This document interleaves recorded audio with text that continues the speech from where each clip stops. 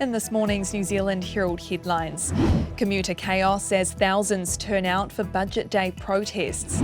Kiwis left in the dark amid widespread power outages. Plus, jurors deliberate as Donald Trump's hush money trial nears its end. Ata Māori, I'm Shuri Kinnear. It's Thursday, the 30th of May.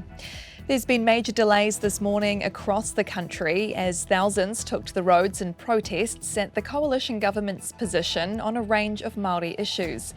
Police Assistant Commissioner Mike Johnson says the largest protests have been on Auckland's northern, northwestern and southern motorways. Protesters say they want the government to listen to the people. I just come along for our future generations, like my son, and that I'm just proud to be Māori. Come along to support my people out here, proud Māori, we gotta do what we gotta do.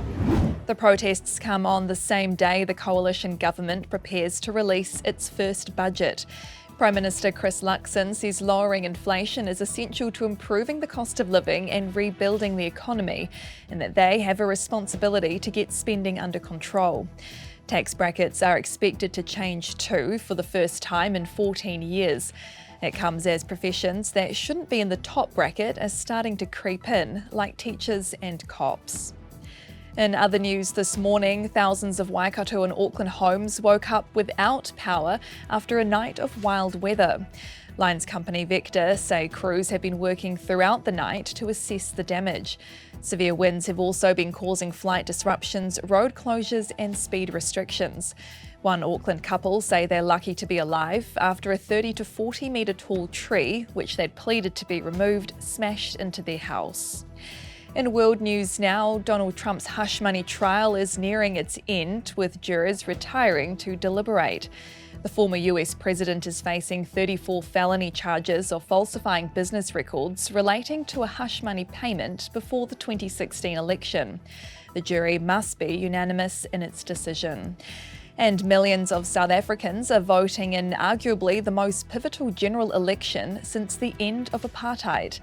Polls show the ruling African National Congress Party could lose its majority for the first time since Nelson Mandela led it to power in 1994. South African President Cyril Ramaphosa faces enormous pressure to get his party back in power. Official results are expected on Sunday. And those are the latest New Zealand Herald headlines. For more news worth knowing, head to nzherald.co.nz.